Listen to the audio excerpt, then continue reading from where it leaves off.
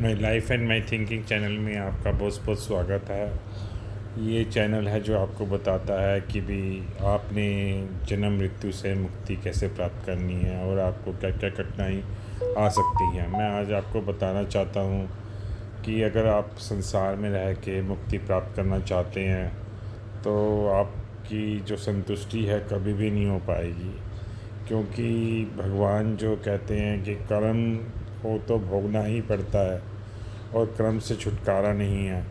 आप संसार में रहते हुए भी अगर प्रभु के दर्शन कर लेंगे तो भी आपके मन को शांति नहीं मिलेगी, क्योंकि कर्मों का खेल तो आपको भुगतना ही पड़ेगा। वो भगवान स्वयं अपने कर्म नहीं काट सके तो वो आपके क्या कर्म काटेंगे। आपके कर्म आप ही काट सकते हैं और कोई नहीं काटेगा।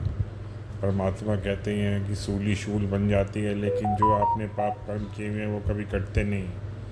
और मैं आपको बार बार यही बताना चाहता हूँ कि बिफ़ोर आप कदम रखें, अपने कदम उस पाथ पे रखें, तो आप सतर्क हो जाएं कि आपके जीवन में बहुत ज़्यादा कठिनाइयाँ आएंगी और आप कभी भी संतुष्ट नहीं हो पाएंगे अपने जीवन से, अपने कार्यों से, अपने किसी भी महत्वाकांक्षी भी प्रोजेक्ट से संतुष्ट नहीं हो पाएंगे।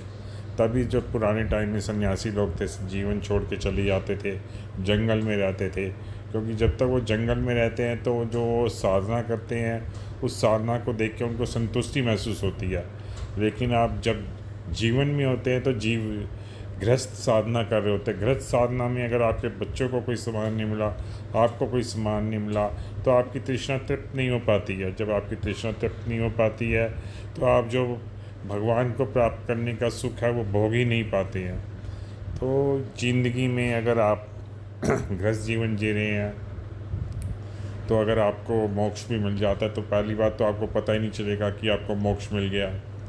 दूसरी बात, कभी भी आप अपनी साधना से संतुष्ट नहीं हो पाएंगे, क्योंकि आपने अगर भगवान को देख भी लिया तो आपको पता ही नहीं चलेगा कि आपने भगवान को देखा है। मैं आपको बताना चाहूँगा कि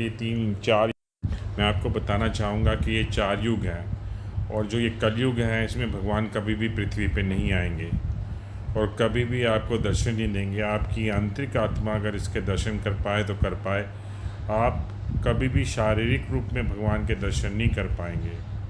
इसलिए कभी भी आप मुक्ति पथ पे चलें तो ये सोच लें कि आपको कोई शांति नहीं मिलने वाली है। आपका मन अधिकतर टाइम परेशान रहेगा। और मैं क्या बताऊँ आपको, मतलब कि बस भगवान सब आप ये सोच के चलें कि जब तक मैं गृहस्थ जीवन में हूँ मैं बस तृप्त रहूँगा, और अपनी पूजा से मन को शांत करने की कोशिश करें। आज के डिस्कोर्स में बस इतना ही।